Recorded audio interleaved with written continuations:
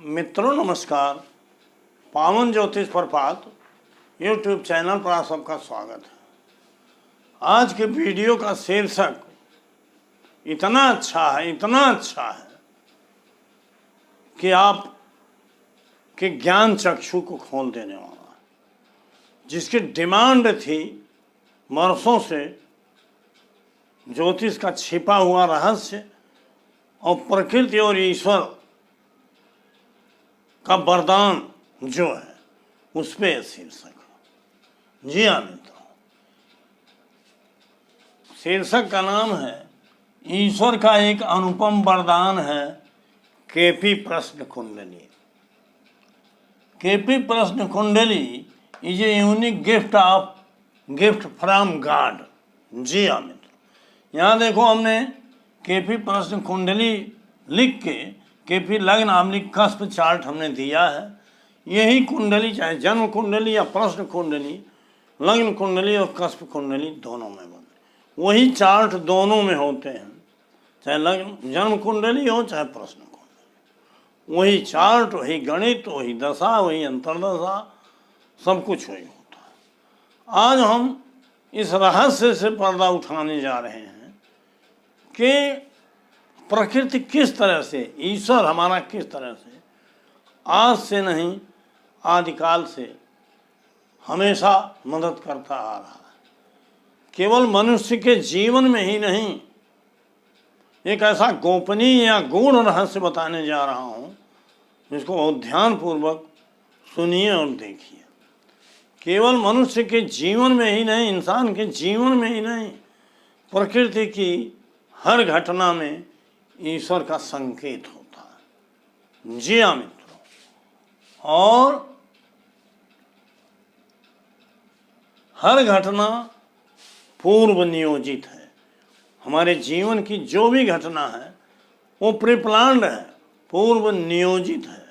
हम कभी कभी इसको अचानक मान लेते हैं, दुर्घटना मान लेते हैं, जो हमारे अनजान होने का प्रमाण है। मित्रों, अनजान होने के कारण है। देखिए, हमने शॉर्टकट नोट भी दिया है ताकि मैं स्वयं नहीं स्टेप वाइज भूलूं और आपको बताने में आसानी हो।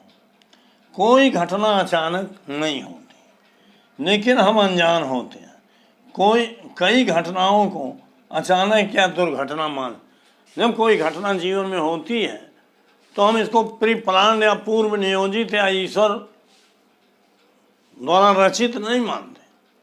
इसको हम मान लेते अचानक हो गया, कोई दुर्घटना हो गई।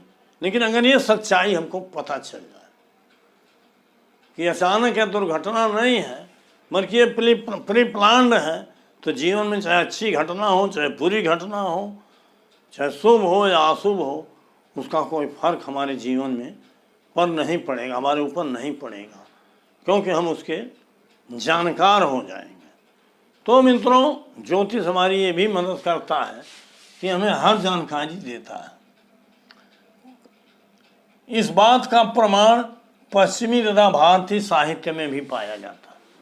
हर चीज़ें पूर्व नियोजित हैं। हमारे भारतीय और पश्चिमी साहित्य में इसके अनेकों प्रमाण भरे पड़े हैं। और कुंडली शास्त्र में कोई घटना अचानक या अलिखित नहीं है।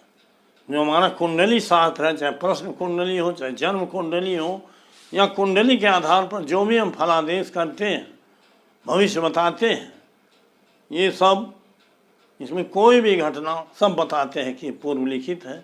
देखिए, जब हम बार बार वीडियो में ये बताते हैं कि भाव कुंडली है, भाव कुंडली का मतलब पूर्व लिखित क्या है, आप भाग्य में लेके क्या आए हो, और ये घटना कब घटित होगी ये भी पूर्व लिखित है।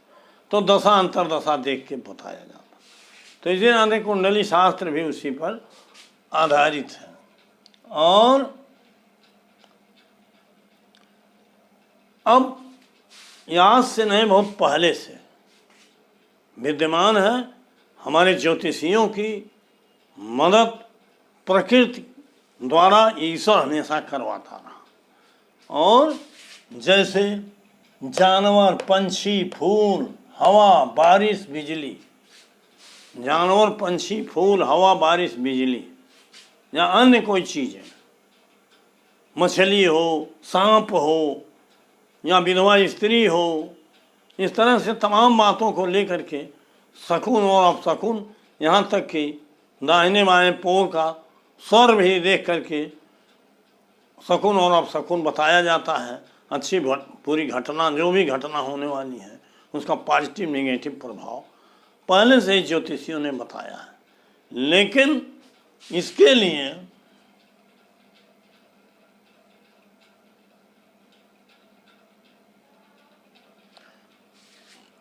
ज्योतिषी की कान, आँख, विचार और बुद्धि चारों की जरूरत पड़ती है, जिसको प्रयोग करके, सेंट्रलाइज करके वो इसका उत्तर देते रहे हैं हमेशा से, आज भी दे सकते हैं। हमारे गुरुवर के.एस. कृष्णमूर्ति जी ने इस चीज़ को अनुभव हुआ। कृष्णमूर्ति जी का भी जन्म हुआ या उनका जो पैदाइश है, उन्होंने जो एक नया आयाम दिया ज्योतिष को, ये भी प्री प्लान्ड है, प्रकृति की आवश्यकता थी, ईश्वर की। उन्होंने करीब 3-4 हज़ार वर्ष बाद किसी ऐसे महान विद्वान को पैदा किया, जैसे कुछ समय पहले तुलसीदास को पैदा किया, कुछ समय पहले भगवान बुद्ध को पैदा किया, कुछ समय पहले कृष्ण को पैदा किया, राम को, जितने भी महापुरुष हैं, महात्मा गांधी को पैदा किया, सुभाष चंद्र बोस को। इस तरह से बहुत से महान विभूतियाँ विभिन्न क्षेत्रों में सुधार के लिए पैदा हुई, जो संभव नहीं है कि एक साधारण मनुष्य ऐसा कर सकता। तो केपी ज्योतिष में तो हमने जन्म कुंडली देखने के सैकड़ों नियम और उदाहरण केपी के अनुसार बताए, लेकिन ये प्रश्न कुंडली का नाम हम ले रहे हैं। प्रश्न कुंडली का नाम इसलिए हम ले रहे हैं, यद्यपि संख्याओं के आधार पर पहले से भी उत्तर देने का विधान, 108 संख्याओं के आधार पर उत्तर देने का विधान था हमारे शास्त्र में। उत्तर कालामृत में है, कालिदास कृत पूर्व कालामृत और उत्तर कालामृत में है, लेकिन 108 संख्याओं का क्या गणित था, क्या वैज्ञानिक आधार था, ये उतना स्पष्ट नहीं था जितना आज कृष्णमूर्ति पद्धति में 1 से लेकर 249 संख्याओं तक का वैज्ञानिक आधार है। क्योंकि ये 249 संख्याएँ अनायास नहीं बनी, बल्कि नक्षत्र को उपनक्षत्र में बांट करके उन्हीं उपनक्षत्रों की संख्या के आधार पर 249 संख्या निर्धारित की गई। और उपनक्षत्र यूँ ही नहीं बनाए गए, बल्कि जो पहले से ही ज्योतिष में विंशोत्तरी दशाएँ हैं सबकी ग्रहों की, उसके आधार पर बनाए गए कि अगर 120 वर्ष कुल विंशोत्तरी दशा है तो उसमें केतु की 7 वर्ष होती है, तो 800 कला मैंने एक नक्षत्र में कितना, अर्थात एक आधार लेके उन्होंने जो बताया ये गॉड गिफ्टेड ही था, ऐसे हवा में नहीं। और इन्हीं संख्याओं के आधार पर आज वर्तमान में या उसी समय से सॉफ्टवेयर तैयार हुए, कुंडली निर्माण की प्रक्रिया शुरू हुई।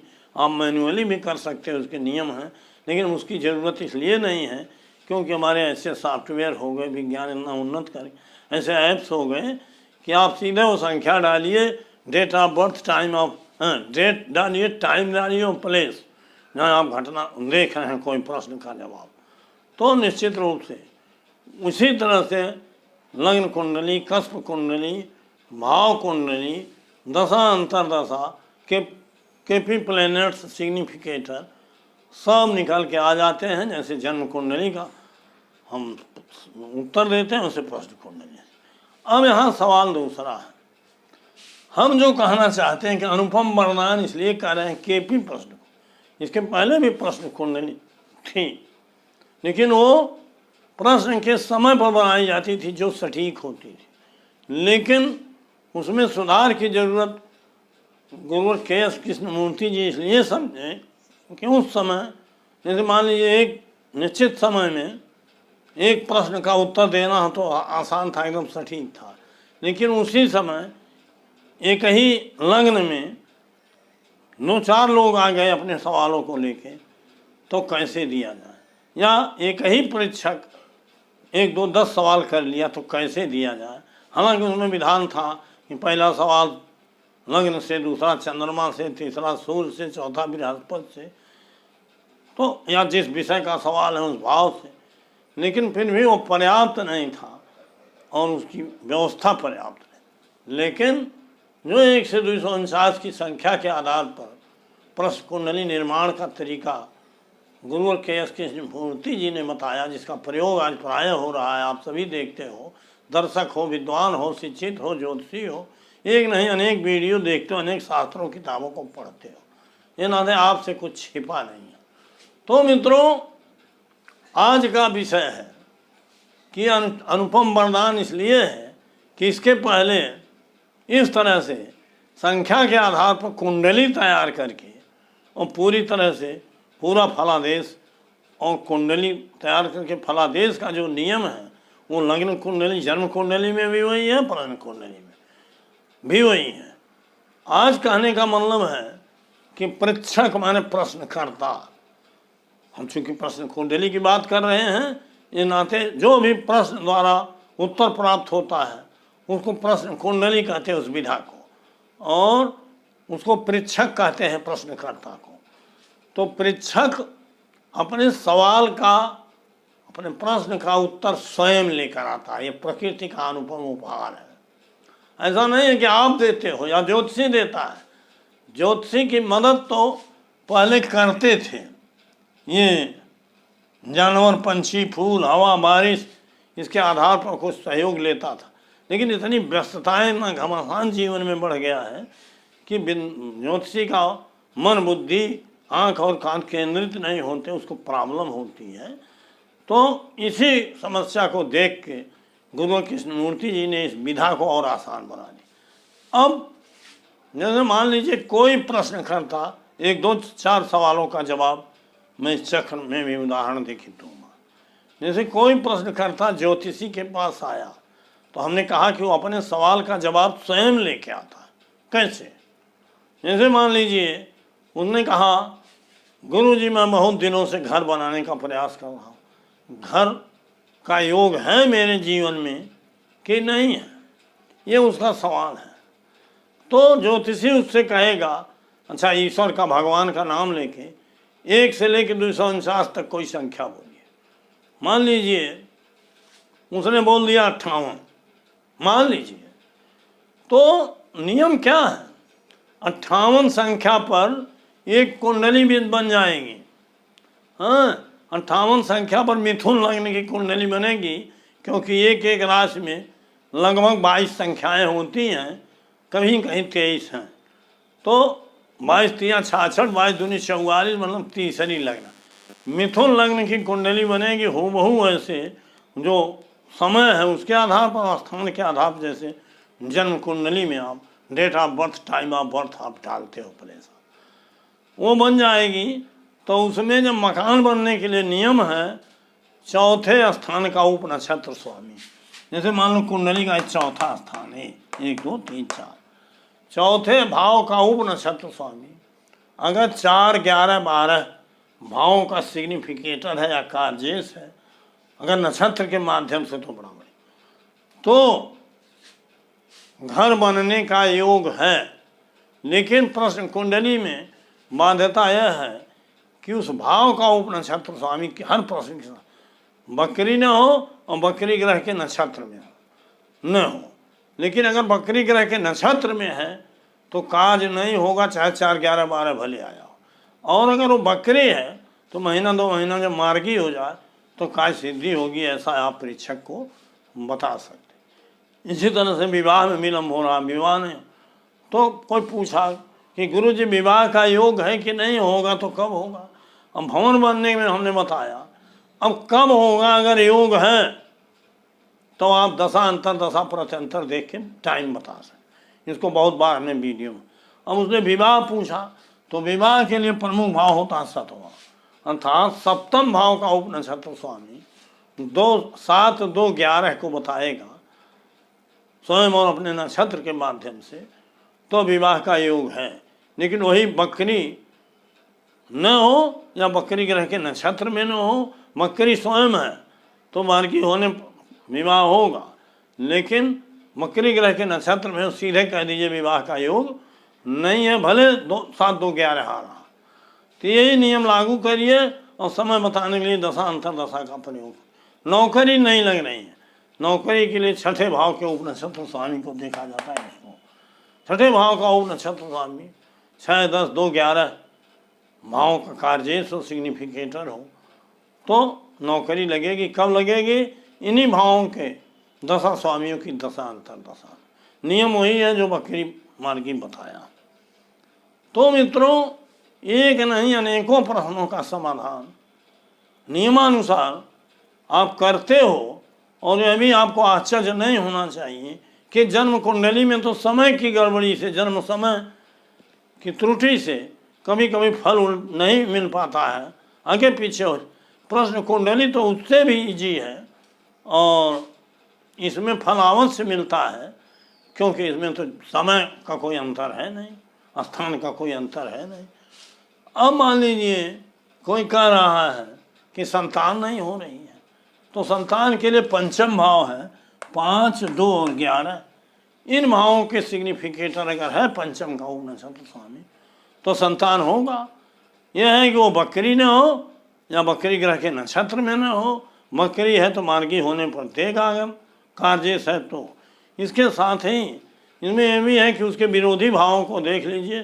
जितने ज़्यादा विरोधी भावों की अधिकता होगी उनमें कार्य में बाधा आएगी, नहीं कार्य होगा।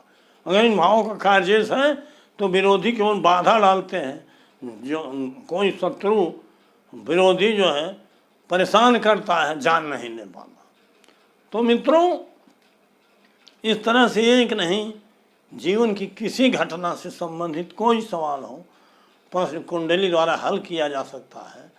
लेकिन आपको यह भी बता दें कि अगर जन्म कुंडली में यह योग नहीं है तो प्रश्न कुंडली बताते हुए भी कार्य सफल नहीं होता। लेकिन प्राय ऐसे योग जन्म कुंडली में होते हैं और जन्म कुंडली में अगर मध्य डिटेल है तो उसको भी देख लीजिए। लेकिन अगर नहीं है तो सीधे प्रश्न कुंडली पर्याप्त है। तो आज मेरे कहने का मतलब ये वरदान न होता। मित्रों, आगे बढ़ने से पहले अभी और बहुत बताने वाला। आपसे अनुरोध है कि मेरे चैनल को अगर अब तक सब्सक्राइब नहीं किए हैं तो नीचे का सब्सक्राइब बटन पुश करके सब्सक्राइब करिए। बगल में बेल आइकन आती है, उसे पुश कर दीजिए, ऑल के बटन पर क्लिक करिए ताकि प्रत्येक वीडियो का नोटिफिकेशन शीघ्र आप तक पहुंच जाए। वीडियो पसंद आवे तो लाइक करिए, मित्रों को शेयर करिए और एक प्यारा कमेंट मेरी खुशी के लिए दीजिए। मैं उसका जवाब अवश्य देखता हूँ। वीडियो स्किप करके मत भगाइए, भले अब तक भगा। इस वीडियो को 1 बार 2 बार 3 बार देखिए, क्योंकि यह अमूल्य ज्ञान, यह अनमोल वाणी, यह अनमोल रहस्य, ये छिपा हुआ रहस्य, गूढ़ रहस्य है ईश्वर का, प्रकृति का, ज्योतिष का, जिसको हर कोई न जानता है न बताएगा। तो मित्रों, इस तरह से आप जन्म कुंडली और प्रश्न कुंडली, मेनली प्रश्न कुंडली का प्रयोग करके कुछ ही समय में परीक्षक के समस्या का समाधान कर सकते हो। और जो विधा है संख्याओं की, इसके तो जन्मदाता हमारे गुरु KS कृष्णमूर्ति जी हैं। उनको तो एक धन्यवाद बधाई बनता ही है। और मित्रों, अनायास कृष्णमूर्ति जी पैदा नहीं होते। जैसे हमने कहा अनायास गोस्वामी तुलसीदास नहीं पैदा हो। तुलसीदास के रामायण में जो दोहा चौपाई छंद छप्पे रस छंद अलंकार जो भी भरा पड़ा है, जो भी इतिहास भूगोल से संबंधित बातें भरी पड़ी हैं, क्या कोई साधारण मानव उसको तैयार कर सकता है? आज भी घर घर में जो चौपाई के आधार पर रामायण गायन होता है, वादन होता है, पूजा पाठ होता है, ये संभव होता। लेकिन ऐसे ही तुलसीदास पैदा होते हैं, ऐसे ही KS कृष्णमूर्ति पैदा, ऐसे बुद्ध पैदा होते, ऐसे राम पैदा होते, ऐसे कृष्ण, ऐसे कोई भी किसी भी धर्म में कोई महापुरुष पैदा होता है जो समाज सुधार का काम करता है, एक व्यवस्था बनाता है जिसके आधार पर समाज का सारा कारोबार चल रहा है। नहीं तो मनुष्य में और जानवर में क्या अंतर रह जाता?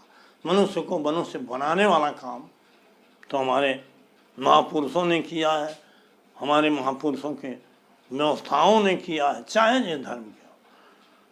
तो वीडियो लंबा न हो, इस नाते आज का टॉपिक ही समाप्त करता हूँ।